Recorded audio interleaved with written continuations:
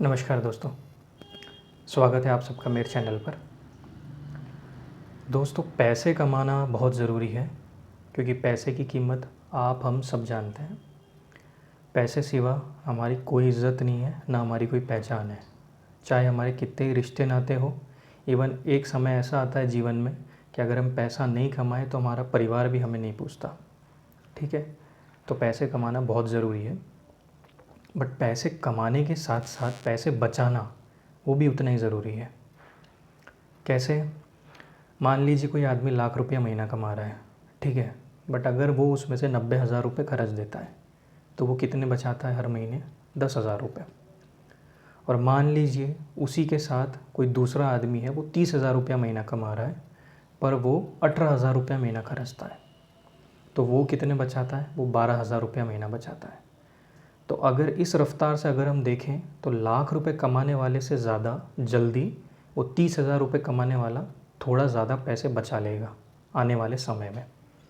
तो इस उदाहरण से आप समझ गए होंगे कि कमाने के साथ साथ बचाना कितना ज़रूरी है। तो इस वीडियो में मैं आपको सिर्फ 5 ऐसी बातें बताऊंगा, ये मेरे अपने निजी अनुभव है कि ऐसी 5 ऐसी फाइनेंशियल टिप्स दूंगा जिसके मदद से शायद आपको पैसे बचाने में हेल्प हो। तो पहली बात, मुझे ऐसा लगता है कि सबसे ज़्यादा कन्फ्यूजन लोगों को इसी बात में रहता है, लग्जरी और नेसेसिटी।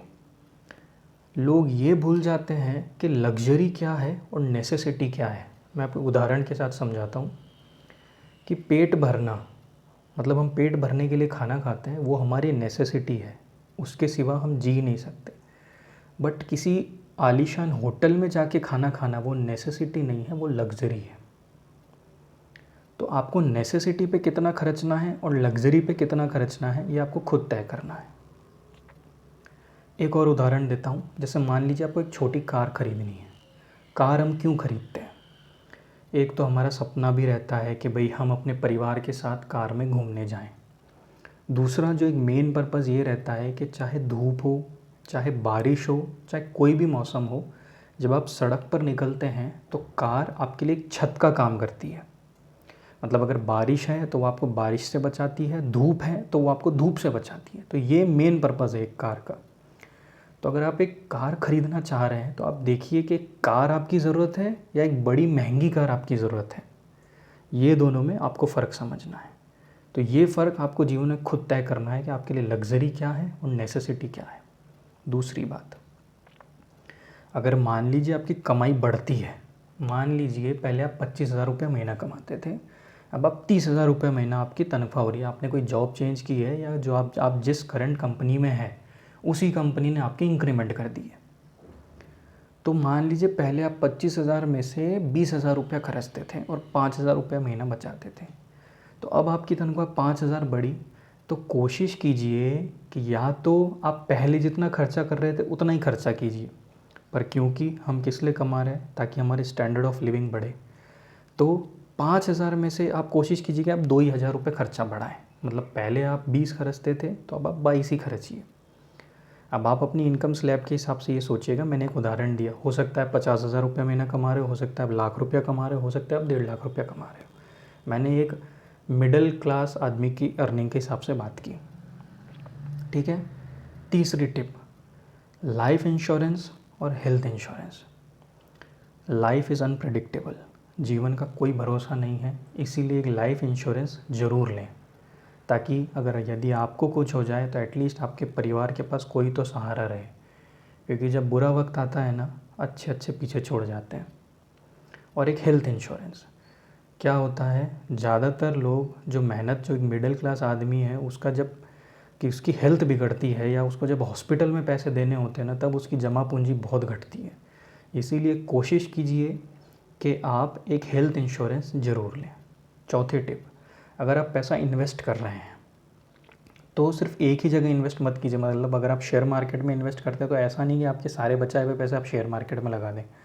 कुछ परसेंट पैसा आप सेविंग्स में रखिए, जिससे आपको कभी तुरंत ज़रूरत पड़े तो आप तुरंत पैसा निकाल सकें, क्योंकि सेविंग्स की लिक्विडिटी सबसे ज़्यादा है, ठीक है।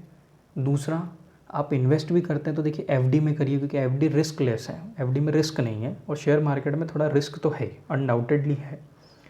तो आप अपना जो इन्वेस्टमेंट है वो अलग अलग भाग में बांटिए, कुछ सेविंग्स में रखिए, कुछ एफडी में रखिए और कुछ आप शेयर मार्केट में लगाइए। और एक बात ये ज़रूर ध्यान रखिएगा, आप अपने सेविंग्स अकाउंट, अगर आपके सेविंग्स में पैसे ज़्यादा हैं तो मैंने एक वीडियो बनाया था कि आपको एक बैंक में कितने पैसे रखने चाहिए, वो आप देख लीजिएगा। ठीक है, ये थी आपकी एक और टिप। अब आते हैं आपकी लास्ट टिप पे, पांचवी और सबसे लास्ट टिप।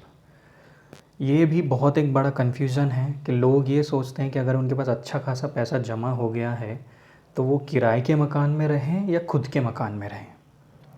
मेरी पर्सनल सोच है कि जब तक मेरे पास बहुत ज़्यादा सरप्लस नहीं पैसा हो जाता है, मैं किराए के मकान में ही रहना प्रेफर करता हूँ। इसके पीछे दो कारण हैं, मैं एक उदाहरण लेके बताऊँगा। मैं उदाहरण में कुछ फिगर्स लूँगा, आप चाहे तो अपने मन से फिगर्स चेंज कर सकते हैं। अगर मान लीजिए आपके पास 25 लाख रुपए आपने जमा किए हैं काफ़ी साल नौकरी करके या आपने कमा के, अब आपको 25 लाख रुपए से आप सोच रहे हैं कि आप 20 लाख रुपए का घर बनाना चाहते हैं या 22 लाख रुपए का आप घर बनाना चाहते हैं। मान लीजिए आप 20 लाख रुपए घर में आप फ्लैट खरीदना चाहते हैं। वैसे तो फ्लैट पता नहीं कितने में आएगा, क्या आएगा, मैं एक फ़िक्शनल अमाउंट ले रहा हूँ। 20 लाख रुपए का आप फ्लैट लेना चाहते हैं और अभी जिस फ्लैट में आप रह रहे हैं, मान लीजिए उस फ्लैट का किराया 8,000 रुपये है। 8,000 रुपये मान लीजिए आप साल भर में उसका किराया भरते हैं लाख रुपये। पर लाख रुपए में हो सकता है कि वो फ्लैट आपके ऑफिस के नज़दीक हो या आपको आने जाने का आपका समय बचता हो। और एक बात तो रही है, देखो किराए के मकान में घिस घिस रहती है, मकान वाली की सुननी पड़ती है, ये पॉइंट तो है ही, ये पॉइंट तो है, इस पॉइंट को मैं दरकिनार नहीं कर सकता, पर मैं बाकी फैक्टर्स आपको बता रहा हूँ। मान लीजिए आप उस फ्लैट में रहते हैं, आप साल भर का उसका लाख रुपया किराया दे रहे हैं और आप एट द सेम टाइम दूसरा फ्लैट खरीदना चाहते हैं कहीं दूर 20 लाख रुपये में। ठीक है, तो 20 लाख रुपए को अगर आप एफडी बना के रखते हैं, और मैं मिनिमम पकड़ रहा हूँ कि आप एफडी में 5% साल भर का कमाएंगे, तो लाख रुपए तो आप उस एफडी में कमा लेंगे और वो पैसे आपके सेफ़ ही रहेंगे। तो मेरा कहने का मतलब है कि आप जितने वैल्यू का घर खरीदना चाह रहे हैं, क्या आप रेंट देके, मतलब आप उस पैसे को कहीं और इन्वेस्ट करके आपके रेंट का खर्चा निकाल सकते हैं क्या? उससे क्या होगा, आपको एटलीस्ट आने जाने की फ्लेक्सिबिलिटी रहेगी। आपका अगर कभी ऑफिस चेंज भी होता है या आप कभी आपकी जॉब चेंज भी होती है, तो एटलीस्ट आप कहीं भी घर छोड़ के जा सकते हैं और जो आपका पैसा है वो एफडी के रूप में सेफ़ रहेगा। और अगर आपके पास बहुत सरप्लस पैसा हो गया है, भगवान की दया से आपने खूब कमा लिया है, तो एक अलग बात है। मेरा काम था, मैंने आपको एक बात बताई, एक उदाहरण दी, आपको सही लगे तो आप फॉलो कर सकते हो।